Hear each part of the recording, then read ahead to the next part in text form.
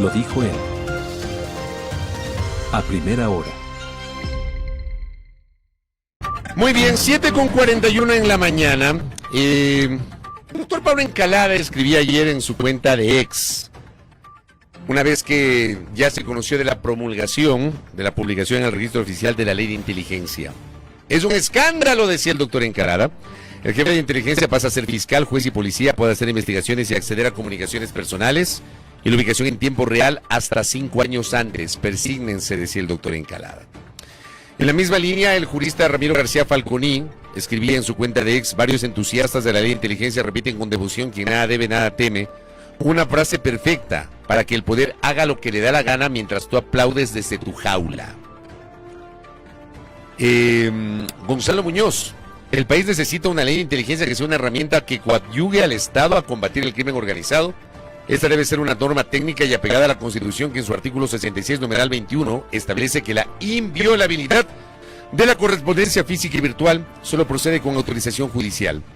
Cualquier disposición que contraríe lo mencionado debe ser declarada inconstitucional. Entremos en materia, doctor Pablo Encalada, bienvenido, buenos días. Les saludamos desde la cabina de A Primera Hora, mi compañera Andrea Orbe y quien le habla, Fabricio Vela. ¿Cómo le va? Buenos días, doctor. Buenos días, Fabricio, buenos días, Andrea, buenos días a su amplísima audiencia, los escuchan muchísimo a esta hora. Gracias, doctor, muy gentil. ¿Por qué es un escándalo la ley? Cuéntenos.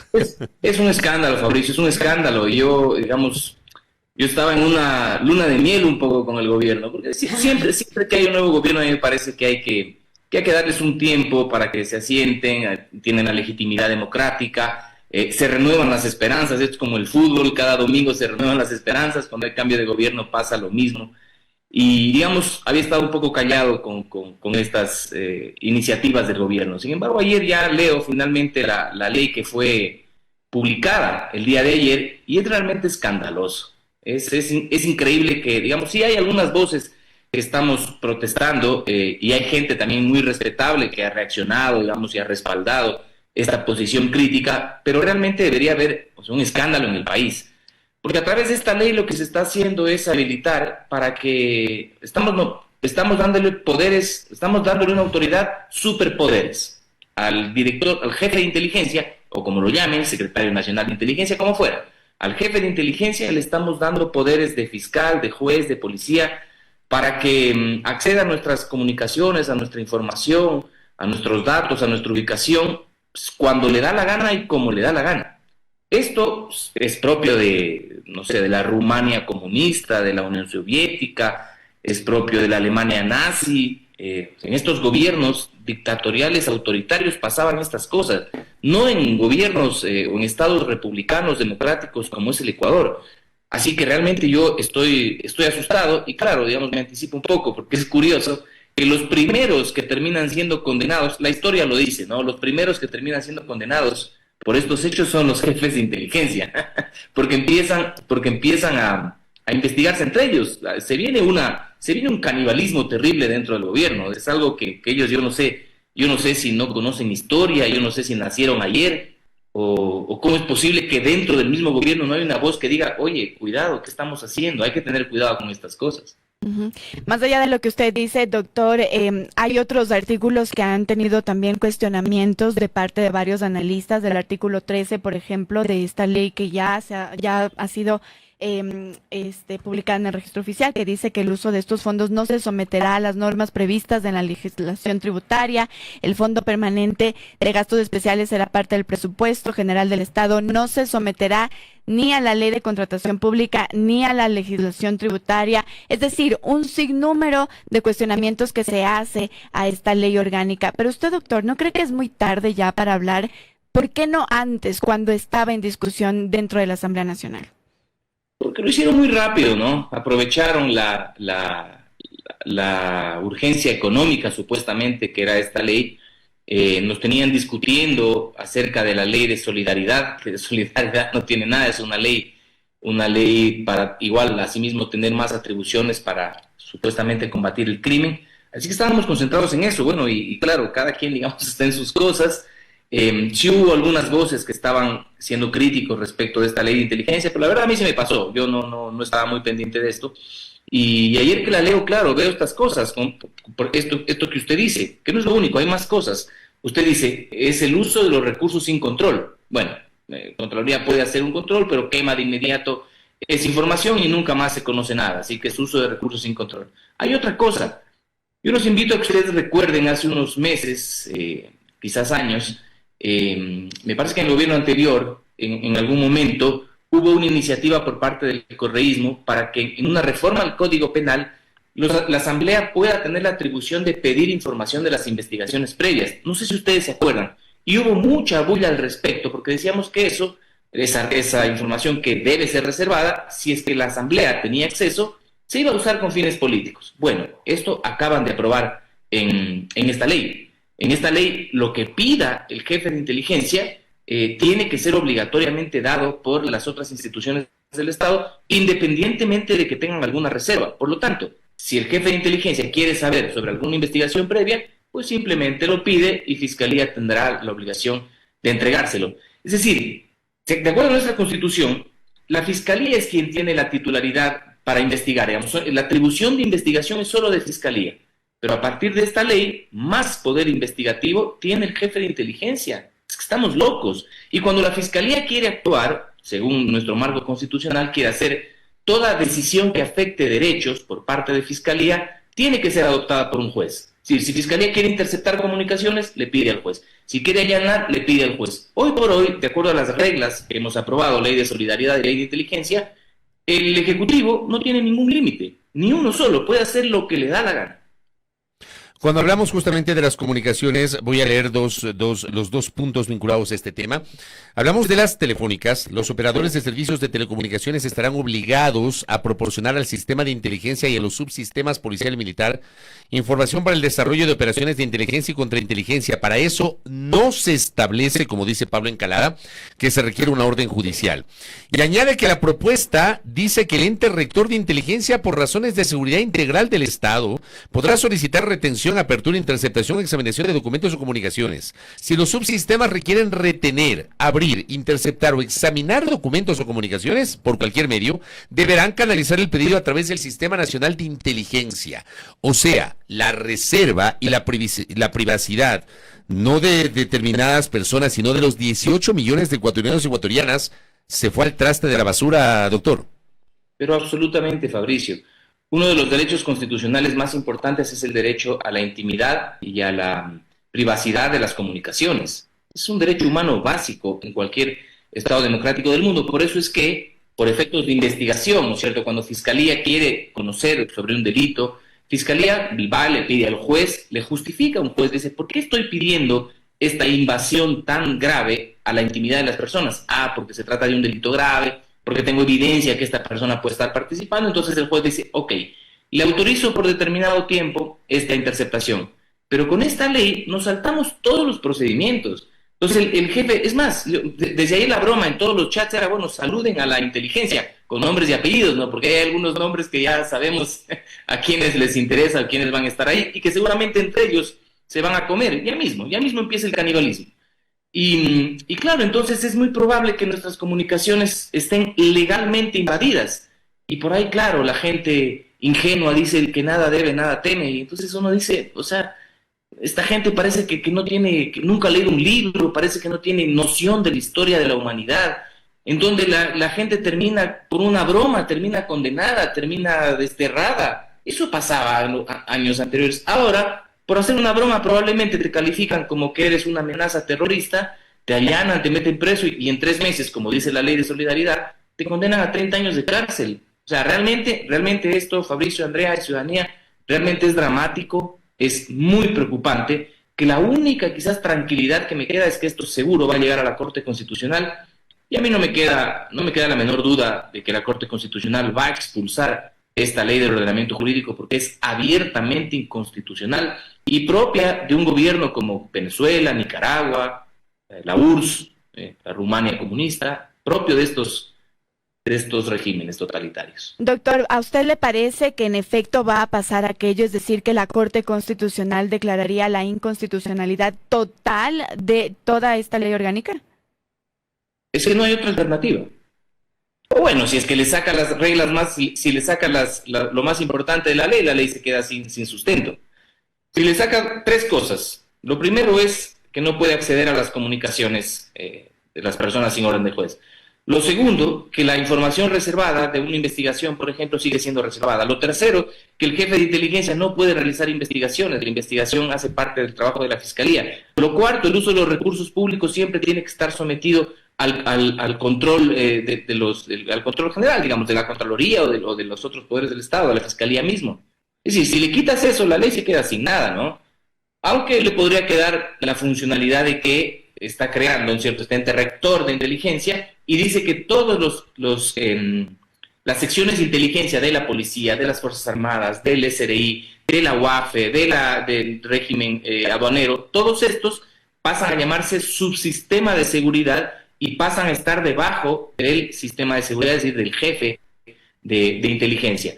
Así que, bueno, eso les podría quedar, pero yo creo que la Corte Constitucional expulsará, no sé, toda o gran parte de esta ley. Hay una, digamos, hablando del tema de que no se necesita una disposición judicial para poder, de alguna manera, transgredir el principio de confidencialidad, de privacidad, de reserva, y es la duda sobre el trabajo periodístico. A ver, los periodistas, y no es un tema exclusivamente del Ecuador y de la Constitución ecuatoriana, sino es un principio universal, tenemos la reserva de la fuente y el sigilo profesional. Eso...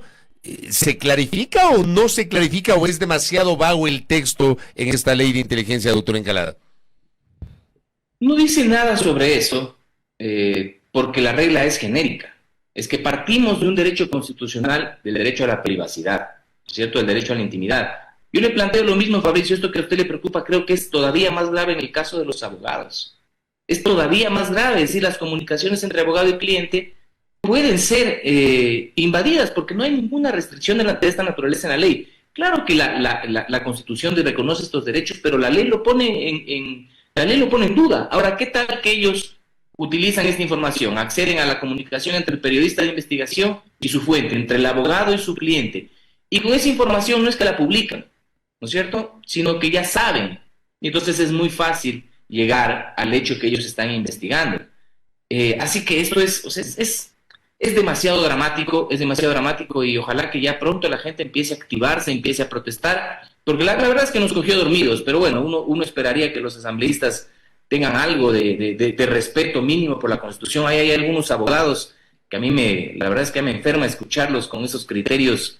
La ley económica urgente tiene que ser de una materia y tiene que ser económica. Por ahí lo escuchaba un asambleísta el día de ayer decir que va a proponer en una tercera ley que se está tramitando, ley de incentivos. Es la ley de la segunda ley económica. Pública. Claro. O sea, viene a ser la tercera ley que se está tramitando, porque primero fue la primera económica de solidaridad, ayer la de inteligencia, y ahora están tratando esta segunda ley económica que es sobre gestión pública, contratación pública, algo así. Ajá, pero se va a meter ahí el tema de la y en esa ley, un asambleísta habla de que va a incorporar el tema de la punibilidad de los menores de edad. Digo, ya, o sea, respeten, o sea, desprecian el derecho, son abogados de buenas universidades, desprecian el derecho. Doctor, ya vamos a ir a ese tema porque también nos interesa también saber su opinión sobre aquello que se está proponiendo dentro de la Asamblea Nacional. Pero antes de eso quisiera preguntarle para usted qué sí debía tener esta ley de inteligencia y contrainteligencia. Y esto le pregunto porque, claro, la narrativa es que se necesita una ley de inteligencia para poder operar, para poder enfrentar al crimen organizado. Y de ser así, entonces, ¿qué es lo que sí debía contener esta ley?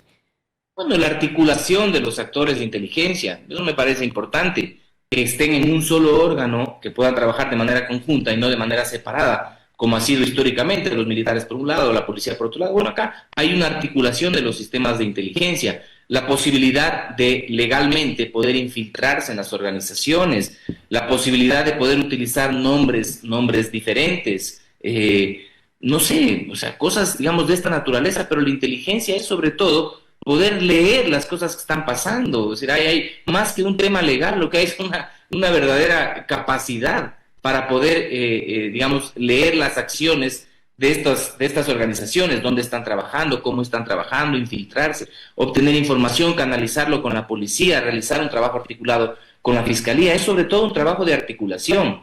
Pero lo que nos han propuesto, tanto en la ley de solidaridad cuanto en la ley de inteligencia, es que el gobierno, el Ejecutivo, no tenga límites a la hora de investigar. Y ahora sí, doctor, cuéntenos cuál es su opinión respecto de esta propuesta que ha realizado el asambleísta Andrés Castillo sobre endurecer leyes para menores de edad que cometen delitos graves.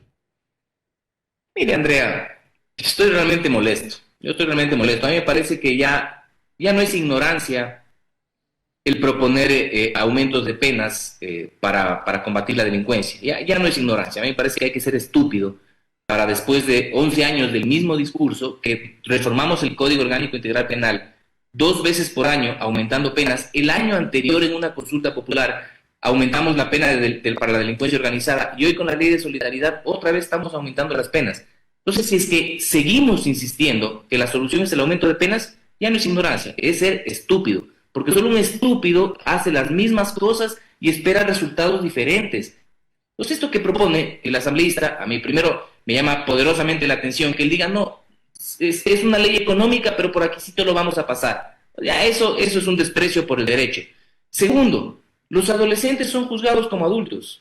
O sea, yo ya no sé cómo decirlo, lo he dicho ya 1000 veces. Los adolescentes son juzgados como adultos. Es una mentira que a los adolescentes no les pasa nada. A los adolescentes no cometen delitos, están en conflicto con la ley. Es un eufemismo.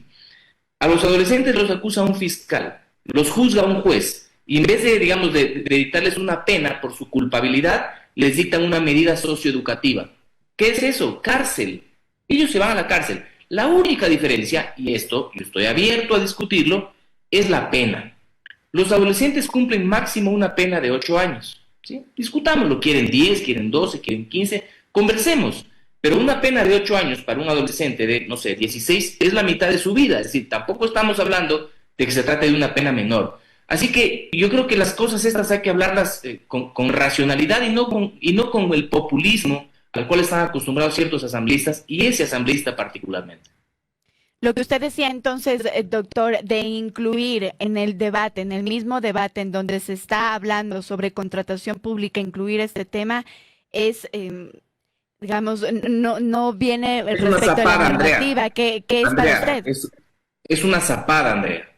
Es una zapada. O sea, las cosas hay que decirlas por su Es una nombre. zapada el meter este tema en una ley económica urgente que no tiene nada que ver, porque hablamos de una reforma al COI, me imagino, ¿verdad? Es una zapada, Mauricio, sí. ¿Y al Código de la Niñez o no? También. Sí, al COI y al Código de la Niñez. ¿Qué tiene que ver esto? Entonces, claro, alguien dice, no, es que las medidas contra el crimen finalmente repercuten en la economía. Bueno, sí, entonces, ¿para qué ponemos reglas si vamos a hacer interpretaciones tan antojadas? Yo creo que la Corte Constitucional sobre esto, sobre la forma y sobre el fondo, va a tener que pronunciarse, y ojalá pues los asesoren de mejor manera al gobierno para que puedan actuar en derecho, porque las intenciones son buenas. A mí no me queda duda que el gobierno tiene buenas intenciones, pero para eso hay un ordenamiento jurídico que dice si es que esas ideas son viables. Es como a alguien que se le ocurre un negocio, dice, este negocio es súper rentable, pero si es un negocio ilícito, ese negocio no lo puedes hacer. ¿Me explico? Es lo mismo, yo tengo buenas intenciones para combatir el crimen, pero si el ordenamiento jurídico me impide realizar estas acciones, entonces no las puedo hacer. A ver, hagamos las cosas que se pueden hacer. Ahí me queda claro que usted cuestiona la forma, y coincido plenamente, porque no tiene nada que ver esto con una ley de urgencia en materia económica. De acuerdísimo con eso. Pero imaginémonos que finalmente se desiste de debatir en este contexto este tema. ¿Usted sí cree que hay que debatir la posibilidad de endurecer las penas para los niños, niñas y adolescentes, para los menores de 18 años, o para delitos graves, que la sanción sea similar a la de un adulto? ¿Usted cree que hay que migrar a esa discusión o no, doctor? Yo creo que lo podemos discutir. Yo no estoy de acuerdo en que los adolescentes tengan la misma pena que un adulto, es decir, que un adolescente cumpla por un delito cometido mientras está en proceso de desarrollo, cumpla una pena de 40 años. No estoy de acuerdo. No estoy de acuerdo porque esto, digamos, no lo estamos inventando hoy. ¿Por qué los adolescentes son legalmente inimputables? Porque hay un concepto que se llama que para que una persona sea culpable en un país democrático, lo que se sanciona es sobre todo la voluntad para cometer un crimen, no tanto el daño, ¿no es cierto? Por eso cuando hablamos del dolo los abogados. Entonces la voluntad se sanciona, y cuando una persona no tiene la suficiente capacidad de comprensión, esa persona es inimputable. Por eso es que en el Ecuador y en el mundo entero, las personas que tienen trastornos mentales no son culpables de delitos. los puedes meter en un centro psiquiátrico, pero no van a la cárcel o no deberían ir a la cárcel. Exactamente lo mismo pasa con los adolescentes. En ese caso, no por un trastorno mental, sino por un incompleto desarrollo de su personalidad. Entonces, un niño de 14 años, de 13 años, ¿cómo puedes reprocharle como sociedad por un acto realizado cuando esta persona todavía está en un incompleto desarrollo de su personalidad y muy probablemente sus circunstancias sociales y familiares son difíciles? Yo entiendo lo dramático que es ver en Colombia el sicariato de este adolescente, a este candidato a presidente. Es un tema súper dramático. Entonces yo digo, ok, conversémoslo, pero en el mundo entero la rehabilitación funciona de manera mucho mejor en adolescentes. Digamos, eso está probado, estadística y científicamente probado, que los adolescentes son mucho más fáciles de recuperar. Pero bueno, yo no me opongo a la discusión, aunque no estoy de acuerdo que pasen a tener las mismas penas que los adultos por los hechos, por los fundamentos que estoy manifestando. Doctor, y en esa discusión no sería tal vez pertinente discutir, poner sobre la mesa el debate de si realmente hay rehabilitación. Usted mencionaba en otros países hay rehabilitación social dentro de las cárceles, pero ahora cuando se le da estas medidas socioeducativas a los adolescentes y son encarcelados por 7, 8 años, a veces incluso las mismas bandas reclutan dentro de la misma cárcel, porque el sistema carcelario, y es evidente y ha sido declarado por varias autoridades, está en una crisis y está manejado hasta ahora mismo por algunas bandas criminales. Pero sin ninguna duda, Andrea, sin ninguna duda, que estos adolescentes terminan de convertirse en criminales profesionales en estos centros. Porque estas medidas socioeducativas otra vez le digo, es un eufemismo. Ellos van a la cárcel. No van a la cárcel de adultos, pero la cárcel de adolescentes no es diferente. No es, la gente dice por ahí, es populistas, dicen, no, es un hotel, es un spa. O sea, es una cárcel en la cual están en circunstancias súper difíciles y generalmente, como sucede en las cárceles de adultos, quienes entran muy jóvenes salen de ahí expertos en el crimen. Entonces, lo que nosotros hemos hecho, y fíjese, Andrea, que aquí podríamos hablar de largo, pero para mí una de las causas más importantes para que tengamos estos niveles de violencia que tenemos hoy en el Ecuador es que cuando en el 2015 el gobierno de Rafael Correa le declaró la guerra al microtráfico, pasamos de tener 8,000 presos a 40,000 presos en muy poco tiempo. Y eso significó que nuestras cárceles, megacárceles, que fue otro error, construimos unas megacárceles en donde metimos tanta gente pobre, tantos jóvenes, por microtráfico, que se perdió el control, y esos que se convirtieron en unos criminales profesionales y que las cárceles se convirtieron en cuarteles de los criminales, en poco tiempo tuvimos, acuérdense ustedes, la crisis penitenciaria y enseguida salió a las calles. O sea, yo digo que hay que taparnos los ojos para no ver la realidad. Ahí están las razones. Y claro, ahora, ¿qué es lo que nos proponen? Es otra vez, es a esos jóvenes, a esos adolescentes, meterlos en la cárcel 30 años, ¿no es cierto? Eso es lo que queremos. Acá tengo un mensaje de mi colega Iván Morales y dice: un adolescente, ¿cómo entender cuando asesina a sangre fría a varias personas y sancionarlo de forma simple? Me parece que esta inquietud va de la mano con aquellos que en cambio sí le ven valor a esta propuesta de debatir el endurecimiento de penas para los niños, niñas y adolescentes, doctor Encalada. No me opongo, Fabricio. Yo se lo dije. En nuestro país el límite es 8 años. Yo no me opongo, discutámoslo, ¿no es cierto? 10, 15, no sé, conversemos cuántos años, está bien, hay que discutirlo. Pero el tema es que hay que entender también por qué en el mundo hay un régimen diferente para adolescentes y para adultos. Y yo ya lo expliqué. Eso no es invento del Ecuador ni de la Constitución de Montecristi. No, ¿qué va? Pucha, hay mucha gente que cree que el Ecuador nació en el 2008 y eso no es así. Después hay toda una historia de la humanidad que el Ecuador, como siempre, como en todo el mundo, estamos tomando otras opciones y así funciona. En Colombia acaba de pasar lo mismo y en Colombia ese adolescente está teniendo el trato de un adolescente. Pero está bien a la ciudadanía que está nerviosa por esto. Yo estoy de acuerdo con ustedes, conversemos, discutamos, pero no seamos tan simplistas. A mí lo que me molesta es ese simplismo, ese populismo que creen que vamos a tratarlos como adultos y entonces los adolescentes en los barrios populares y donde están regidos por el crimen van a decir, no, ya nos van a poner pena de 20, ya no nos integremos a las organizaciones. Entonces este razonamiento tan simple es el que realmente después nos genera esta sensación de impunidad, porque todas las reformas penales que hemos tenido en los últimos años no han servido para nada. Y a estos asambleístas se les siguen ocurriendo las mismas ideas esperando tener resultados diferentes. Solamente para cerrar, doctor, hablando de lo que usted acaba de decir, ¿sí sabe cuántos proyectos de ley están a la cola en la Comisión de Justicia y Estructura del Estado de la Asamblea Nacional para reformar el COIP? Cuénteme, Fabricio. Son como 70 y pico. ¿Ya? Y de esos hay un paquete que reforman una palabra. O sea, hay un montón de proyectos de ley en la comisión. Son una ternura nuestros asambleístas, son una ternura. O sea, ellos creen que son brillantes cuando proponen reformas al COIP, cuando proponen aumento de penas. O sea, ellos se creen iluminados. Se me ocurrió una idea. Vamos a aumentar las penas. Por favor, ya nos están tomando el pelo.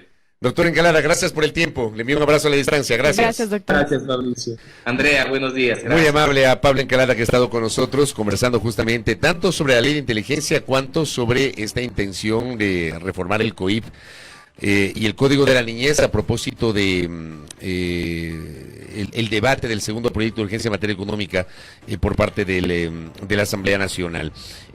Antes de la pausa, ¿no? Gracias al docente y abogado Pablo Coloma Villasís, que él recuerda, por ejemplo, que ya se les juzga a los adolescentes como adultos, como dice Pablo Encalada. Hay que revisar nomás el Código de la Niñez y el Código Orgánico Integral Penal, el artículo 340 del Código de la Niñez, que habla de las etapas de juzgamiento, y el 589 del COIP. Y dice Pablo Coloma: pero si hasta las mismas letanías que se escuchan en los procesos penales de adultos suelen también recitarse en audiencias con adolescentes y tan pocos operadores especializados, hay que el COIP prevalece sobre el CONA, el Código de la Niñez, en muchos casos.